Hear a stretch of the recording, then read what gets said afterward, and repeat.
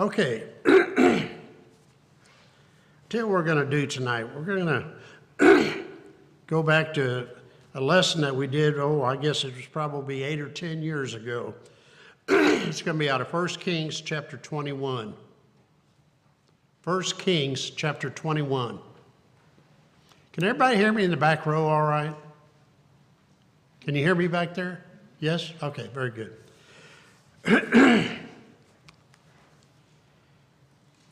I want to mention something before we give it a minute or so to set the stage for what we're going to read here in chapter 21.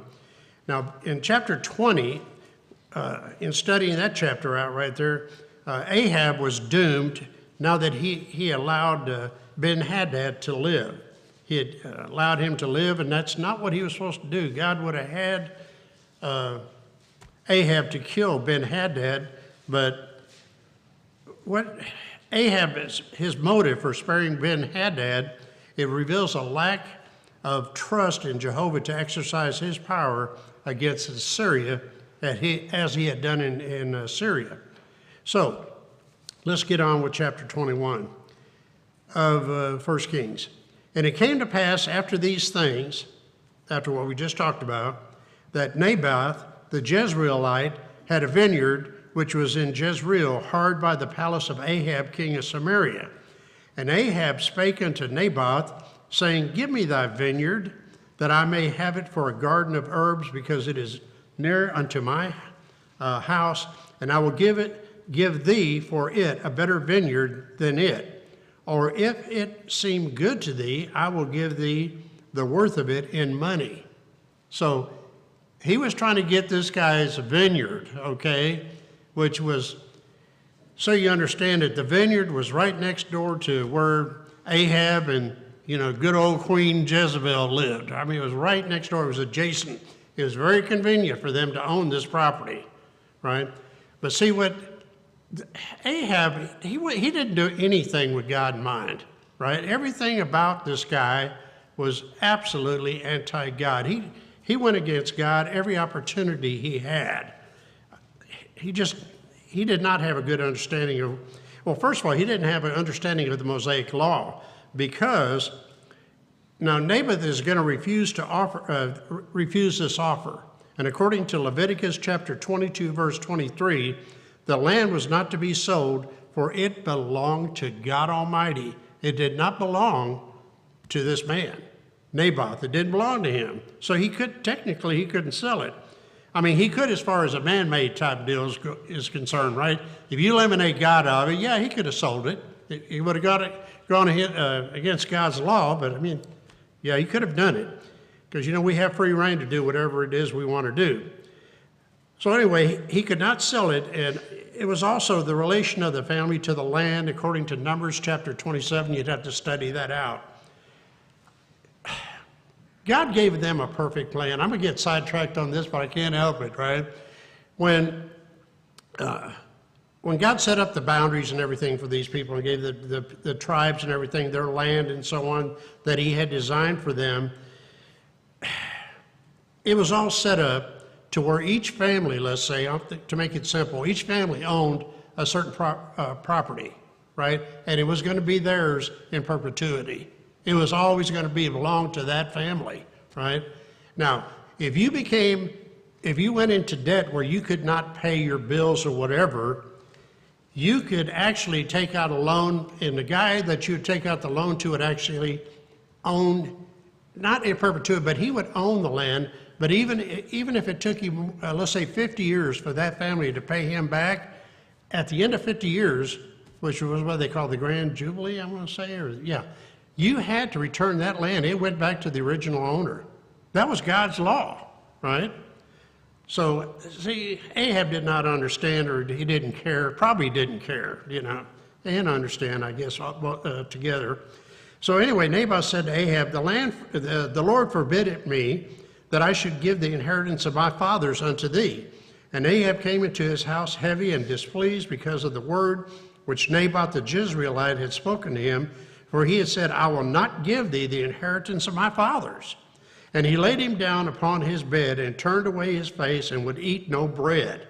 But Jezebel, his lovely wife, as we know.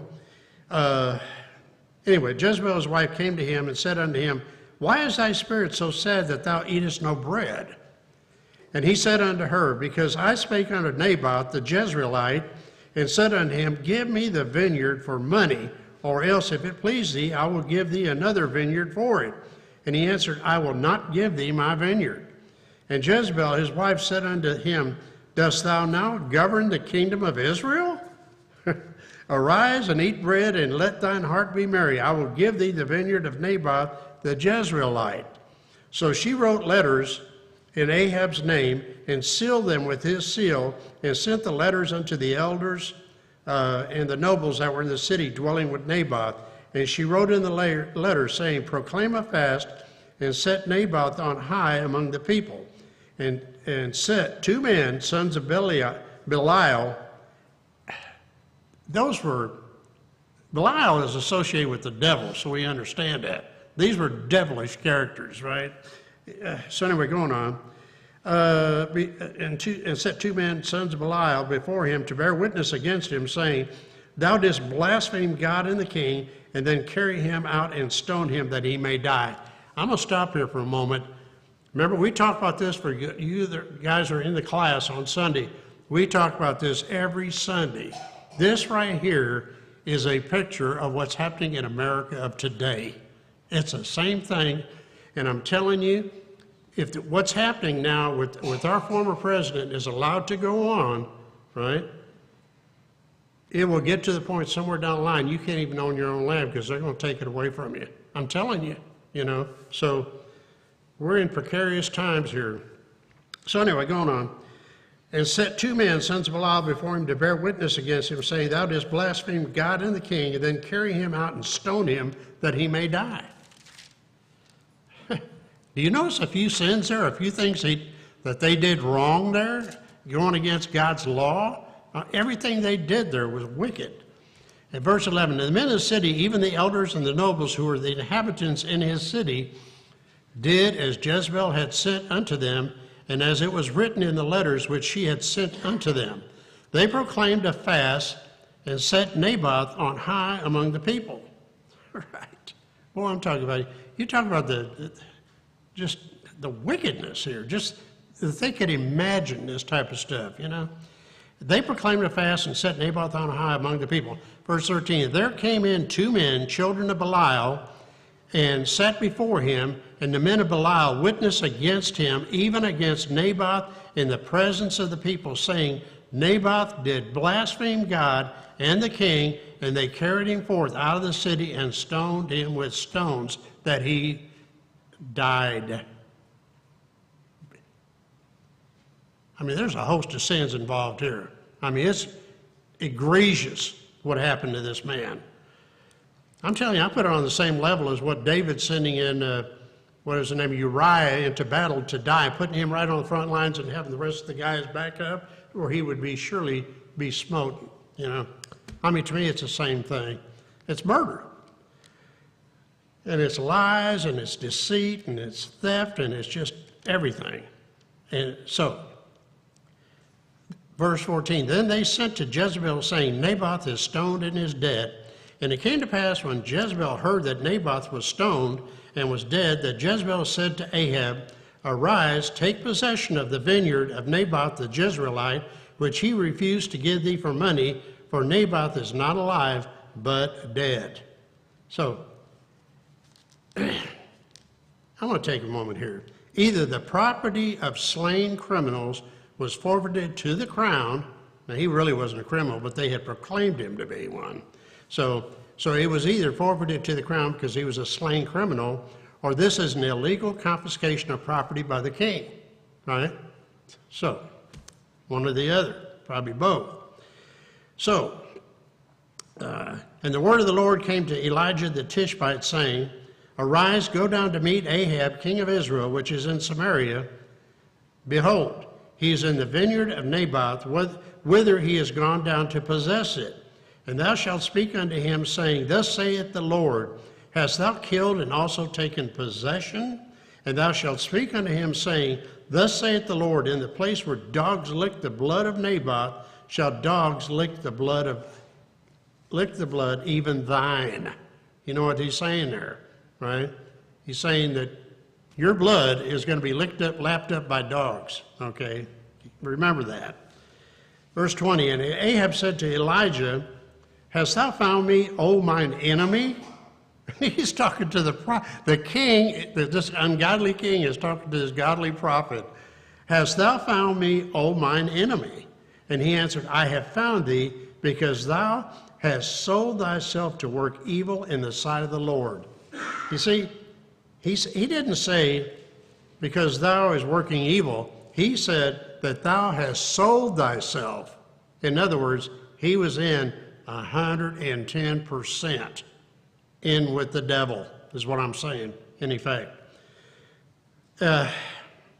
Okay, so Elijah appears at the most inopportune times for Ahab. And you know, this is God leading Elijah. It's just not Elijah saying, you know, on a whim, I'm going to go visit, you know, so-and-so. God was directing his path, so he took him here. And at the most inopportune times for Ahab. And they probably had not faced each other since their parting in chapter 18, three chapters earlier. And Ahab knew that Elijah never came to commend him, but to condemn him, okay? He wasn't there for a pat in the back. He was telling him, you know, the judgment that was going to befall him. So in verse 21, behold, I will bring evil upon thee, and I will take away thy posterity, and I will cut off from Ahab him that pisseth against the wall, and him that is shut up and left in Israel.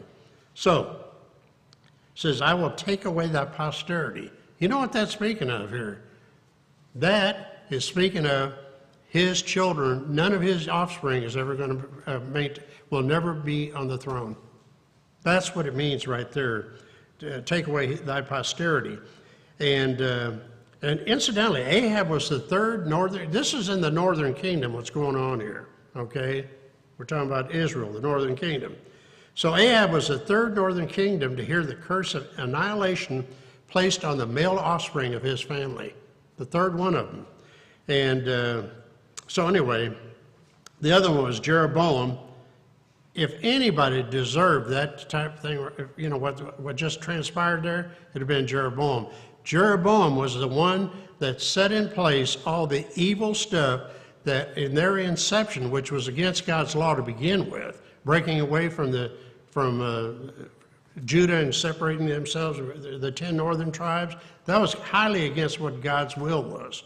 But they went ahead and did it anyway. Jeroboam was the first king of the northern kingdom, and he set in place all the evil false god worship and everything that was going to go on for the next 215 or 220 years in that northern kingdom. He was the one that was responsible for establishing all that. He also established the fact that you will no longer go to Jerusalem for your one-year pilgrimage, which they were supposed to do if they could, to get down to Jerusalem for your once-a-year pilgrimage, right? Or go up to Jerusalem, whatever the case was. So he said, no, that's not going to be anymore. And I can't remember, what's the name of it? Was it Bethel? Or, yeah, he used Bethel in the northern kingdom. It was the equivalent in his mind to Jerusalem of the south, okay? So he did everything, and he was wicked. So anyway, same thing that had happened, that's going to happen to Ahab, happened to Jeroboam sometime earlier. And also Baasha, whatever, back in chapter 16. Anyway, let's go on here. Okay. Behold, I will bring evil upon thee, and I will take away, I think I already read that, thy posterity.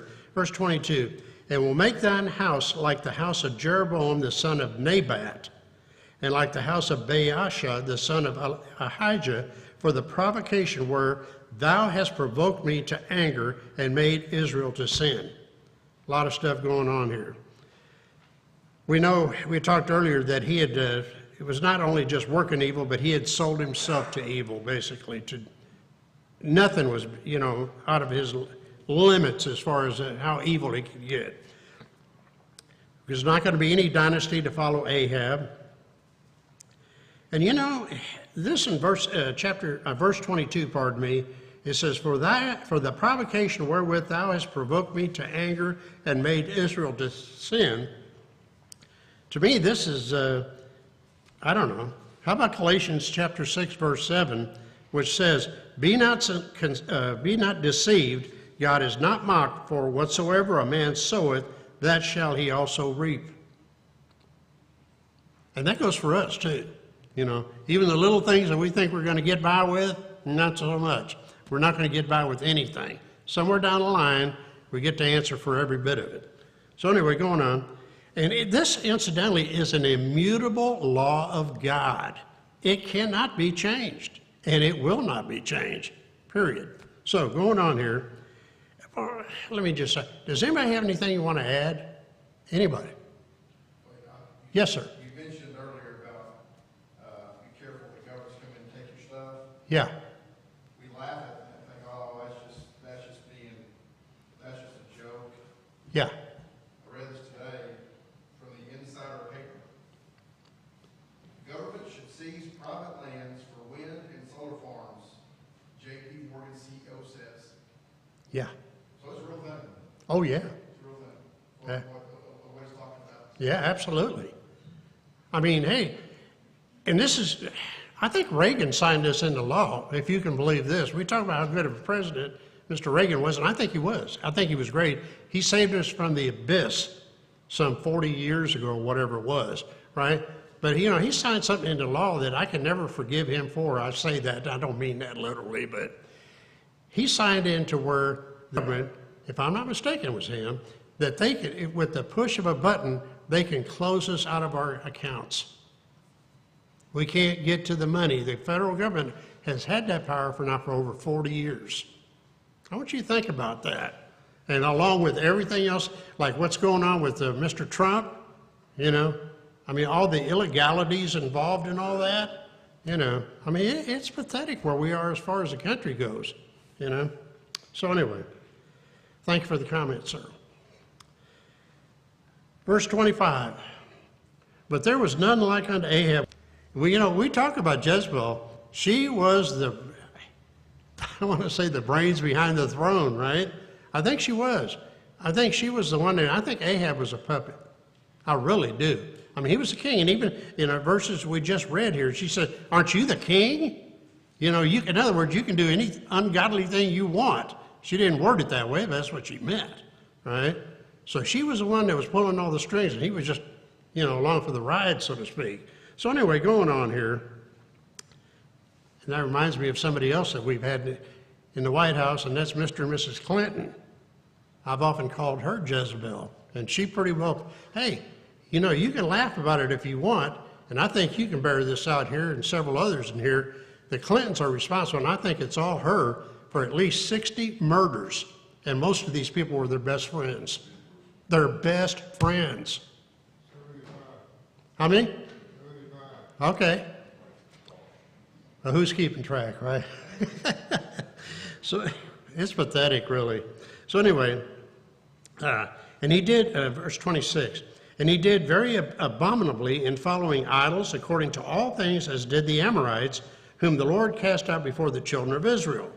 And it came to pass when Ahab heard these words, or those words, that he rent his clothes and put sackcloth upon his flesh and fasted and lay in sackcloth and went softly. And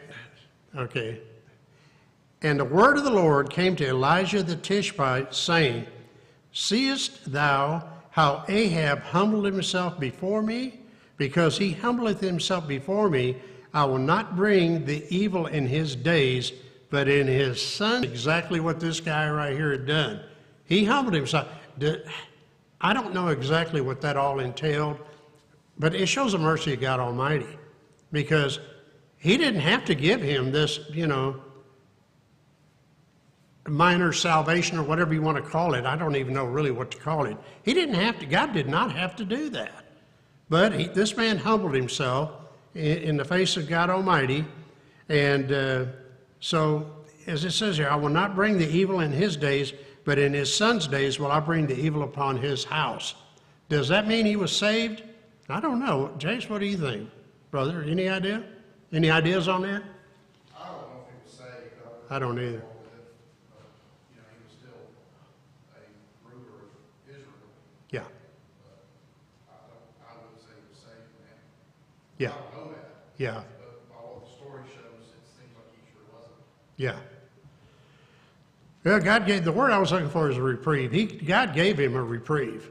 That, I mean, it was going to, and you know what Ahab, he was such a wicked guy, he probably didn't care if it got, hey, as long as it ain't me, my son, he can deal with it down the line, it ain't going to be me. And I'm sure that's the way he felt. You know, what an evil guy. Only be surpassed by the evil of his wife, incidentally. And I'm not putting women down, I'm just saying this, you know. Anyway, anybody, anything before we go on? Okay. Now we're going to talk a little bit, we got about, I don't know, 12 minutes or so. We're going to talk a little bit about Ahab and Jehoshaphat, okay? I don't know if I'm pronouncing, I've heard some people say Jehoshaphat, some people say Jehoshaphat. I don't know. I normally pronounce it Jehoshaphat, but anyway, whatever. Okay, so chapter 22, verse 1. And they continued 3 years without a war between Syria and Israel. And it came to pass in the 3rd year that Jehoshaphat, the king of Judah, came down to the king of Israel, and the king of Israel said unto his servants, Know ye that Ramoth in Gilead is ours, and we be still, and take it out of the hand of the king of Syria? Question.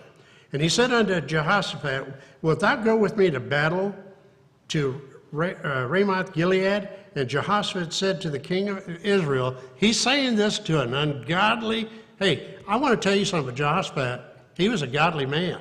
He was considered godly in the sight of God, okay? God's word said that he was. But you know what? Just like all the other kings that, you know, was a ruler of the southern kingdom, he had his problems. He had his sin in his life. He was a, what's the word I'm looking for? Compromiser. That's what he was. He was a compromiser.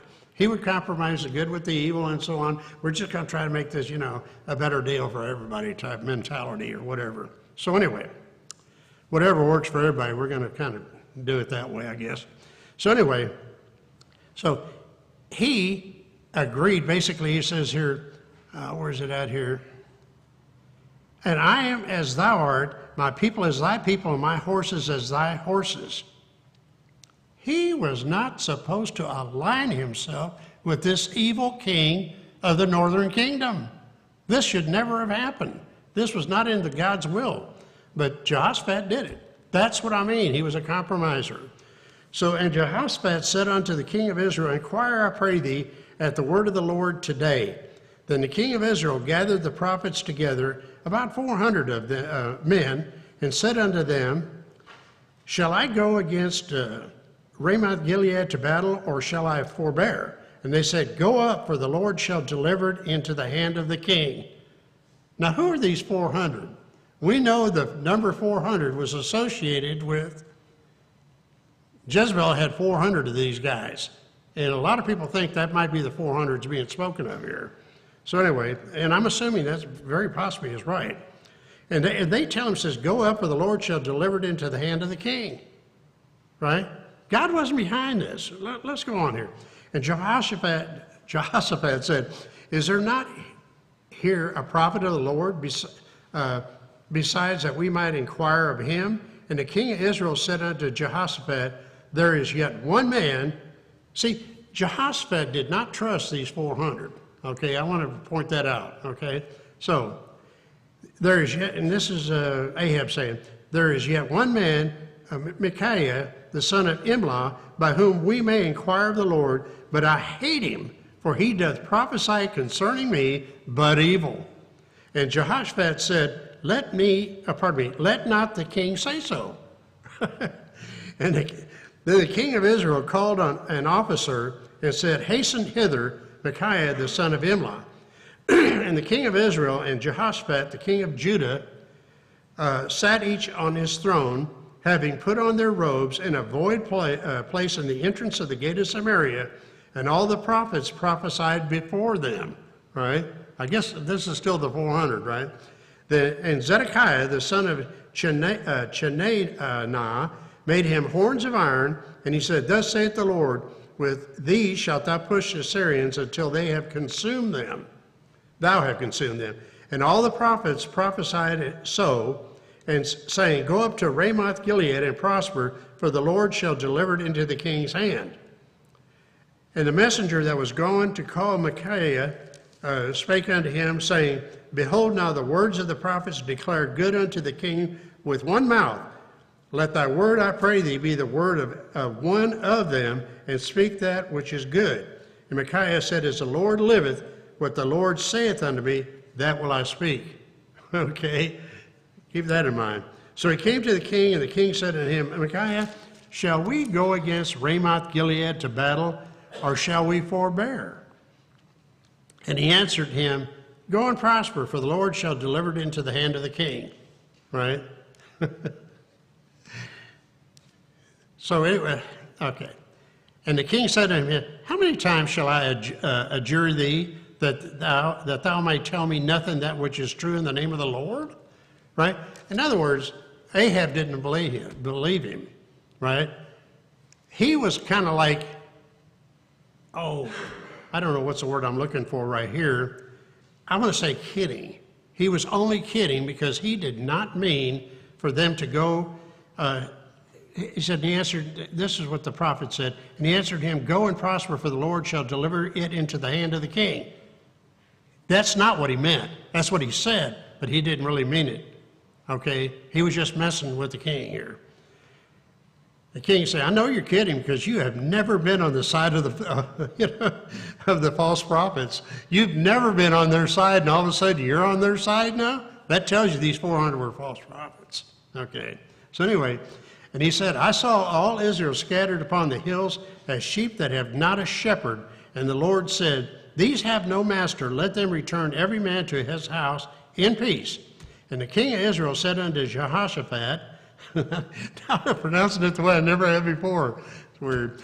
Did I not tell thee that he would prophesy no good concerning me, but evil?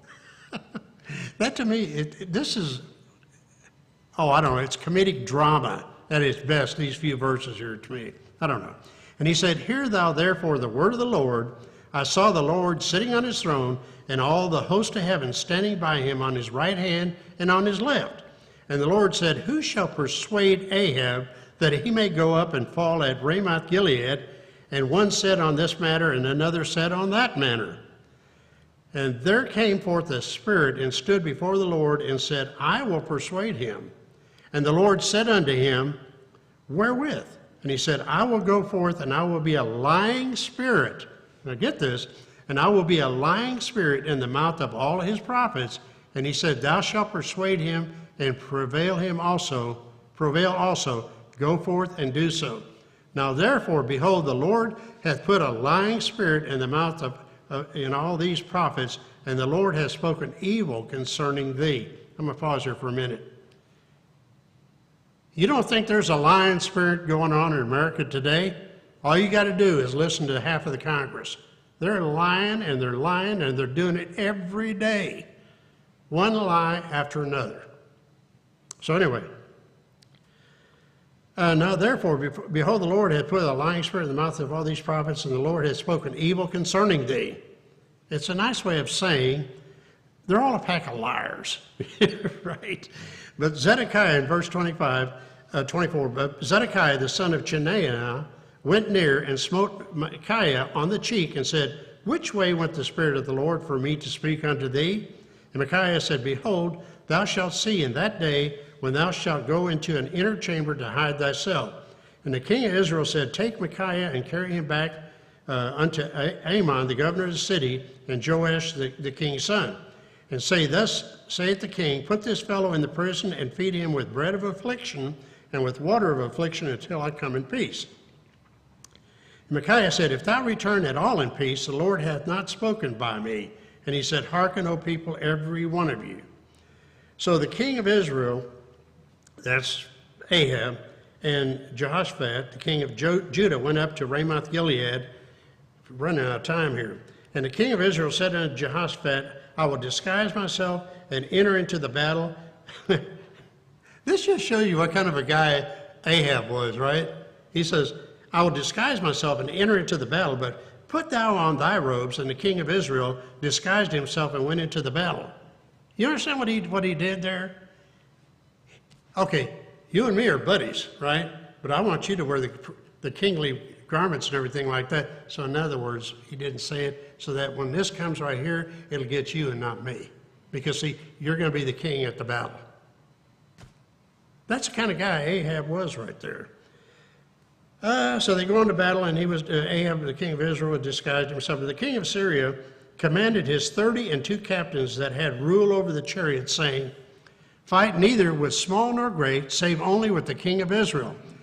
So in other words, they were out to get the king of Israel, right? They didn't care about the rest of the armies. They only cared about take the leader out, okay? And it came to pass when the captains of the chariots saw Jehoshaphat that they said, surely he is the king of Israel, and they turned aside to fight against him, and Jehoshaphat cried out. And it came to pass when the captains of the chariots perceived that it was not the king of Israel, that they turned back from pursuing him, right? Again, they were only after Ahab. So, and a certain man drew a bow at a venture and smote the king of Israel between the joints of his harness, before he said unto the driver of his chariot, turn thine hand and carry me out of the host, for I am wounded. And the battle increased that day, and the king was stayed up in his chariot against the Syrians, and died in the evening, and the blood ran out of the wound and into the midst of the chariot. And there went a proclamation throughout the host about the going down of the sun, saying, every man to his city and every man to his country. So the king died, and get this, the king died and was brought to Samaria, and they buried the king in Samaria, and one washed the chariot in the pool of Samaria, and the dogs licked up his blood. And they washed his armor according unto the word of the Lord, which he spake. Now the rest of the acts of Ahab and all that he did, and the ivory house which he made, and all the cities that he built, are they not written in the book of the Chronicles of the Kings of Israel? So Ahab slept with his fathers, and Ahaziah his son reigned in his stead, which is going to be another evil guy. So I go back to chapter 21, verse 19. What does it say there? 21:19. And thou shalt speak unto him, saying, thus saith the Lord, hast thou killed and also taken possession? And thou shalt speak unto them, saying, thus saith the Lord, in the place where dogs lick the blood of Naboth, shall dogs lick thy blood, even thine. God said it was going to happen. It happened exactly the way God said it was going to happen. I think we're going to have to close with that. Anybody, anything you want to add to this? There could be a lot said. You're not trying to get out of here early, are you? Okay, I'm looking at you closely here. No, praise God. Hey, thank you for listening. You're probably getting out of here a couple, 3 minutes earlier, but that was kind of at the end of the lesson anyway. Anybody, anything?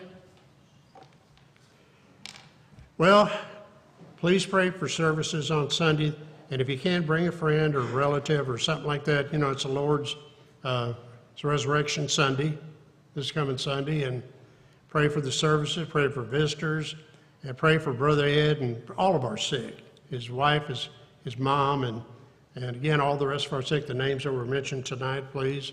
And again, anybody, anything, that you have to say at all, anybody?